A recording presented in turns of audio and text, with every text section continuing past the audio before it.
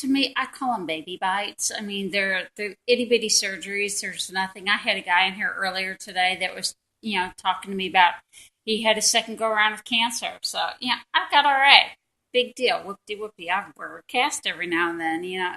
It's not a big deal, to me. The replacement of my wrist led me to want to do a piece that represented the old and the new of my hand, but also being made out of found objects. There's like a wooden block down at the bottom to represent the wrist, and then there was a thinner piece that just happened to look like a hand to me, and then there was another piece that looked like knuckles. And so I put the knuckles on top and then took the barbed wire and wrapped it around to hold it into place.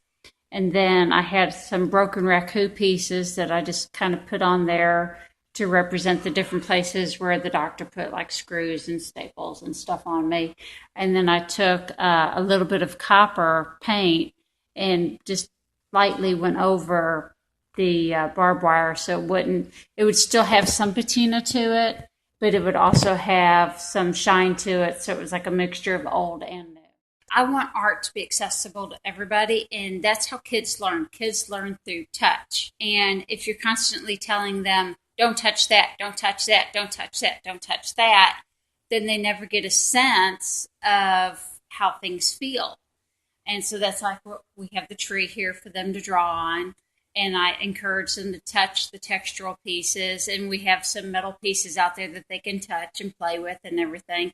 And the parents are like freaking out. It's like, it's okay. They can't break it. They can touch it.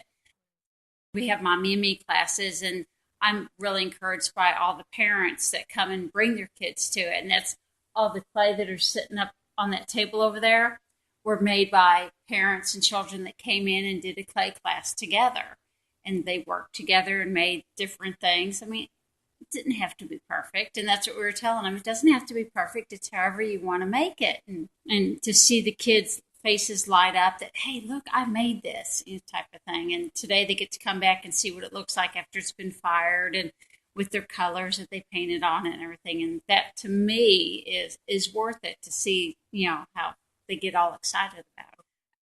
Right now, I am getting ready to work on the wood things as soon as I get the okay. And then I am just making barbed wire and turquoise ornaments. And then there's another one over here that I just kind of bent the turquoise or the barbed wire around, added a few pieces. I couldn't cut with the wire cutter, so this one actually went from hand to foot. I really didn't feel like breaking the bone again.